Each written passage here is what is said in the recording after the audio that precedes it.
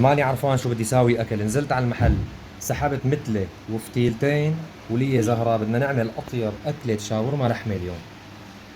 هنا عند عمي ابو حمزة اشترينا اللبنات مشان نعمل عيران. الله يسعد لي مساكم. كل الاولاد بيحبوا شاورما اللحمه، وشاورما اللحمه للاسف السوق جدا غاليه، وبيعطوك السندويش هلد قدها، وهلا كمان لسه عم يصغروها يمكن تصير هلد قدها. انا رح اعطيكم طريقه بتعملوها بالبيت وشوفوا قديش رح تطلع معكم بركه هلا بالبيت. هلا نحن بدنا هون نص كيلو يعني 500 جرام لحمه غنم او عجل، فتايل او متل، المهم تكون مثلي او فتيله بتكون طريه. وبدنا 100 150 جرام ليه زهره. مقاديرك جدا سهله، عباره عن ملح وفلفل وسماق، وبدنا ليمون، نص ليمونه بنبرشها، وبدنا زنجبيل وهيل، بدنا شويه لبن زبادي، وبدنا خل تفاح او خل ابيض، واللي بيحب الدبس رمان بحط معها دبس رمان. هلا بنجي نحن مشان نفرجيكم طريقتها كيف بتتساوى وبسهوله بالبيت على فكره، ما مثل ما انكم متوقعين انه جدا صعبه. هلا بنجي للحمه، اللحمه بنقطعها على هالشكل هذا، بنحط اصابعنا هيك، بنخليها رقيقه. شايفين كيف تطلع؟ شايفين كيف تطلع محلاها؟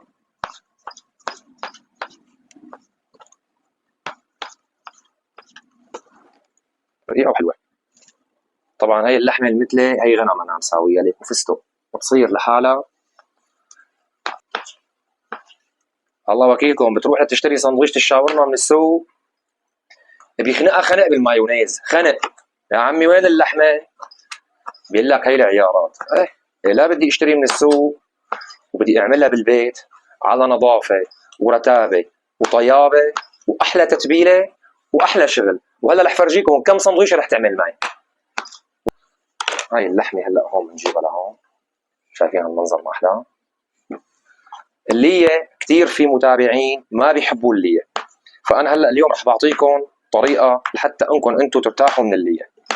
وبلا اللية ما بتطلع طيبة نهائيا نهائيا نهائيا، يعني ما بتطلع طيبة. فهلأ أنا رح ساوي اللية شرايح، بسلي اللية وبقيم اللية، بضل عنا زيت اللية، بنضيف عليه لحمة الهبرة ومنقليها بإذن الله.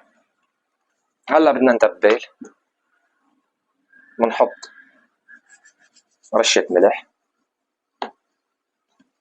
فلفل أسود شوي قدر نص معلقة صغيرة، كمان رشة زنجبيل ورشة هيل، بنحط الليمونات. أنا معلش بدي طول عليكم الفيديو بس مشان تعملوها عن جد بأصولها. هلا بنجي باللبن الزبادي تقريبا قدر معلقتين كبار، بنحط الخل،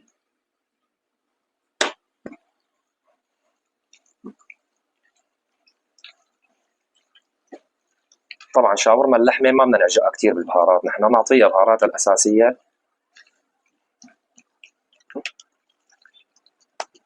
طلعت عندي ريحة بتجنن.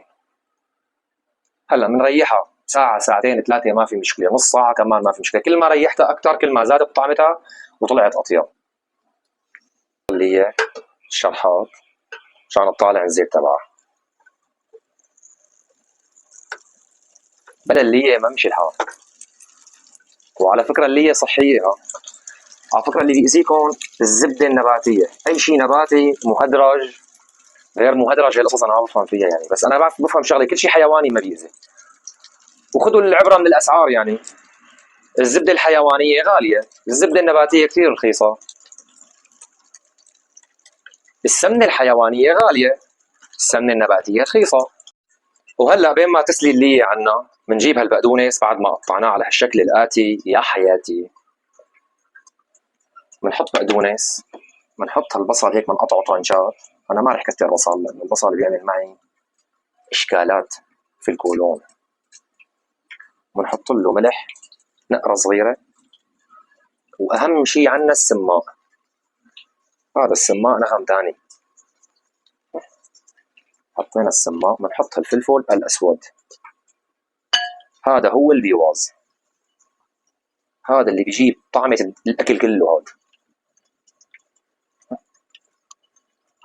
وطبعا انا هون قبل شوي هلا بالمطبخ حضرت مشان السرعة، انا عندي الطراطور، بتحطوا كاسة صغيرة طحينة وكاستين صغار لبن، وبتدقوا مع سنتوم وعصرة ليمونة، وبتحرك وبتحط على وشهم شوية بقدونس وإلا كذي. هلا صار عندنا كله شبه جاهز. شوفوا كيف صارت، شوفوا الزيت اللي طلع عندي.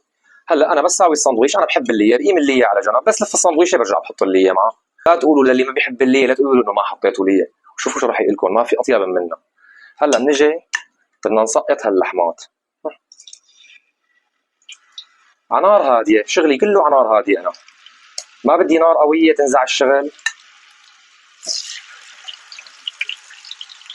شايفين المنظر الحلو؟ على حق السندويشه والله العظيم 600 جرام لحمه حقهم 75,000. هلا رح فرجيكم كم سندويشه بيعملوا معي. حق سندويشه ونص بالسوق.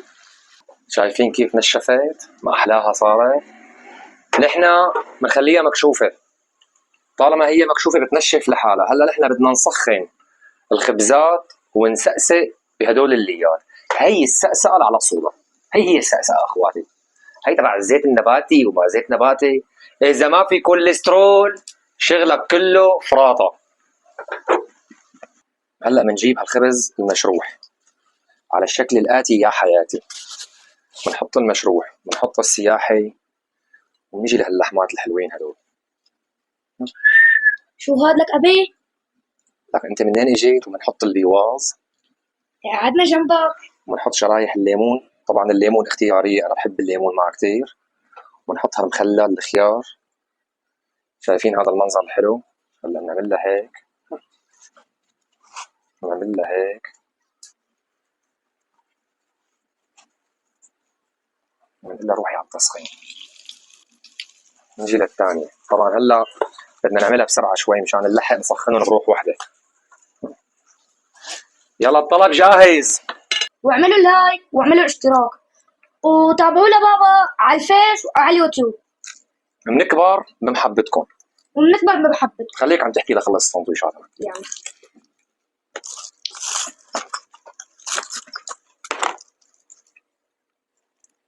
شوفوا لي هالحشوة ما أحلاها. إن شاء الله عوافي. دعمونا، لا تنسوا اللايكات والاشتراكات، وشو في جراس عندكم دقوها كمان. والسلام عليكم.